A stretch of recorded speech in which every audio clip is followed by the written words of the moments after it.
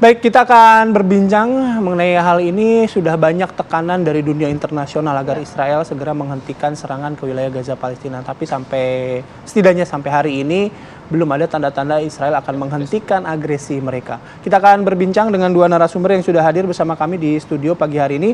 Ada Pak Lutfi Zuhdi, pemerhati Timur Tengah. Selamat pagi, Assalamualaikum Pak. Selamat pagi, Assalamualaikum, terima kasih. Kemudian ada Mas Ari Afriansyah, ini pakar hukum internasional. Pagi Mas. Pagi, Assalamualaikum. Yang terbaru adalah Presiden Turki Recep Tayyip Erdogan yang sudah menyuarakan begitu lantang, bahkan melabeli Israel adalah negara teroris. Satu dua statement dari kepala negara mungkin bukan hal yang baru, tapi sepertinya tidak ada tanda-tanda Israel juga akan berhenti. Dan kali ini semakin banyak kecaman-kecaman. Apakah itu bisa membuat Israel berpikir untuk segera menghentikan serangan ke Gaza, Mas? Kalau dari sisi hukum internasional, ya kita berbicara mengenai aturan hukum, memang seharusnya ya Israel itu sudah harus menghentikan atau kemudian menyadari bahwa tindakan yang dilakukan sejak awal balasan terhadap serangan Hamas itu sudah melampaui batas hukum internasional dan seharusnya secara aturan memang harusnya sudah berhenti. Tapi kan kenyataannya tidak demikian, ya. Nah, yang dilakukan oleh para pemimpin negara ini, ya, meskipun sudah terlalu banyak korban yang sudah terjadi, ya ini merupakan sebuah gerakan moral yang mudah-mudahan bisa mempengaruhi suara-suara yang konstituen dari Israel itu sendiri, di mana yaitu adalah di dalam negerinya Israel sendiri dan konstituen yang ada di Amerika. Kenapa Amerika menjadi penting? Karena Amerika lah yang kemudian menjadi backup dari Israel yang membuat negara-negara lain itu menjadi takut. Karena kalau misalnya kita perhatikan dari negara-negara yang pernah melanggar hukum internasional, kalau dia tidak sekuat Israel atau di backup Amerika Serikat, hukum internasional itu akan sangat efektif untuk kemudian mengatakan negara itu salah dan kita beri hukuman. Itu efektif. Tapi sekarang tidak pernah efektif. Kenapa? Karena ada Amerika di belakangnya. Oke, itu termasuk juga begini. Termasuk pelanggaran-pelanggaran Mas Ari bilang itu kan ada kejahatan perang juga di situ. Betul. Let's say satu saat gitu ini berhenti gitu. Apakah seorang Benyamin Netanyahu dan pejabat-pejabat yang berwenang di Israel bisa diseret pada Mahkamah Kejahatan Internasional itu? Ya, kembali lagi, hukum internasional itu tidak pernah bisa dilepaskan dari politik internasional, ya. Meskipun katakanlah nanti perang sudah selesai, ya. Kalau misalnya politik internasional tidak berpihak terhadap komunitas internasional yang menginginkan Benyamin Netanyahu untuk kemudian diseret ke Mahkamah Pidana Internasional, itu tidak akan pernah terjadi.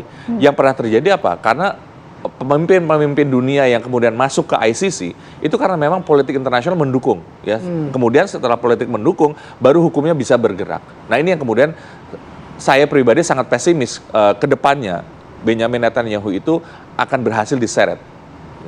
Oke, kalau gitu saya mau ke Pak Lutfi. Kalau tadi kan Mas Ari menyampaikan bahwa seharusnya Israel sudah memberhentikan perang, artinya sudah gencatan senjata, tapi tidak dilakukan. Sebetulnya kalau kita melihat ini secara keseluruhan, sudah ada desakan dari sejumlah negara di luar Amerika Serikat dan juga Israel, tapi kan kemudian tidak dilakukan gencatan senjata, itu apa yang terjadi sebetulnya?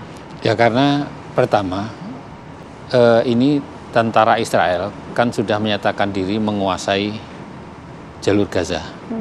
Tetapi itu perkataan yang masih tidak bisa dibuktikan di lapangan. Karena nyatanya itu juga Al-Qassam itu masih melakukan serangan ke wilayah Israel. Itu artinya bahwa Hamas belum bisa ditundukkan, belum bisa dikuasai. Nah, ini menunjukkan juga Israel masih gagal dalam hal ini. Nah, ini tentu Israel masih akan melakukan langkah-langkah selanjutnya. Nah, meskipun dia mengatakan telah menguasai Gaza, tapi ternyata tidak gitu. Oke. Gitu. Dengan langkah-langkah selanjutnya ini dengan eskalasi yang seperti apa?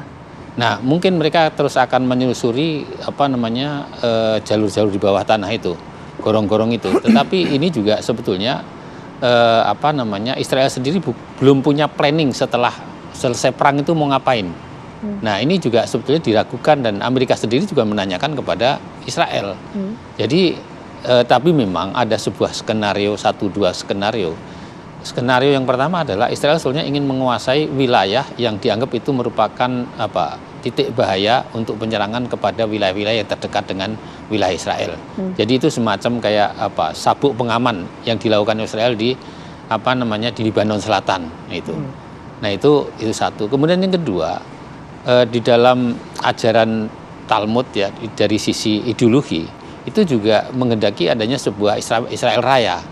Nah itu juga mereka sebetulnya ingin menguasai seluruh wilayah mulai dari Sungai Nil sampai ke Sungai Efrat.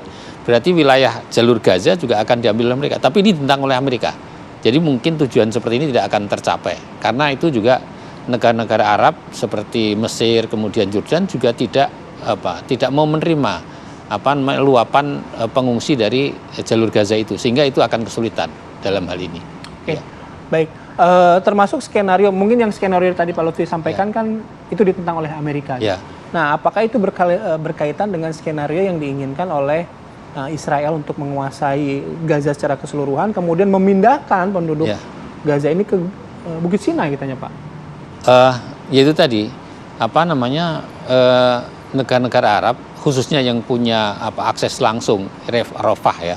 Rafah itu adalah perbatasan antara Gaza dengan Mesir. Dan Mesir tidak memberikan peluang itu, dan Mesir juga tidak mau kemudian menanggung risiko masa depan terhadap adanya refugi yang begitu banyak ya, dan tentu itu tidak akan mengganggu kondisi politik dan sosial masyarakat Mesir. Dan yang kedua, tentu alasan Mesir yang disampaikan sampai sekarang ini adalah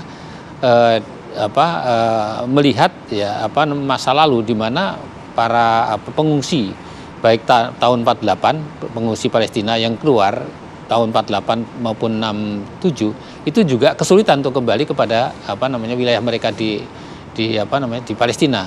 Sehingga ini dari dua hal itu Mesir menolak untuk menerima para pengungsi itu. Jadi kalau dibuka pun Mesir cuma ingin membuka untuk jalur-jalur kemanusiaan ya. Bantuan lah ya. Oke. Ya. Baik Pak Lutfi, Mas Ari, nanti kita lanjut lagi. Kami harus jeda terlebih dahulu. Apa kabar Indonesia Pagi akan kembali sesaat lagi.